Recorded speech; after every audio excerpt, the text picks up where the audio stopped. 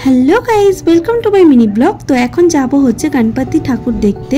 তো এর জন্য রেডি হয়ে নিয়েছি, তারপরে অটো করে চলেও এলাম। আর দেখতে পাচ্ছ চারিদিকটা কত সুন্দরভাবে ডেকোরেশন করেছে, ভেতরটা তো আরও সুন্দর ডেকোরেশন। তো দেখতে থাকো কি কি দেখলাম সেখানে।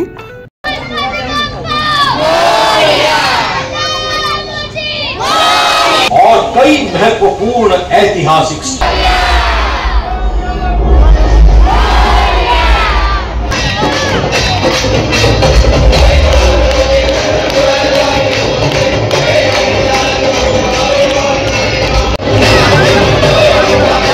এখানে সিনেমার মাধ্যমে একটা গল্প দেখিয়েছিল, তারপর ঠাকুরটা বেরিয়ে এলো। যেহেতু ভিডিওটা ছোট সেই জন্য 1 মিনিটের ব্লগে তো পুরোটা দেখানো সম্ভব ছিল না, তাই পুরোটা দেখালাম না। তারপরে বাইরে এসে কিছু ফটো আর ভিডিও তুলে নিলাম, বাইরে ডেকোরেশনটা সুন্দর ছিল বলে। আর বাড়ি যাওয়ার পথে মিষ্টিগুলো কিনে নিয়ে গেছিলাম। ভিডিও ভালো লাগলে লাইক কমেন্ট শেয়ার আর সাবস্ক্রাইব করে দিও।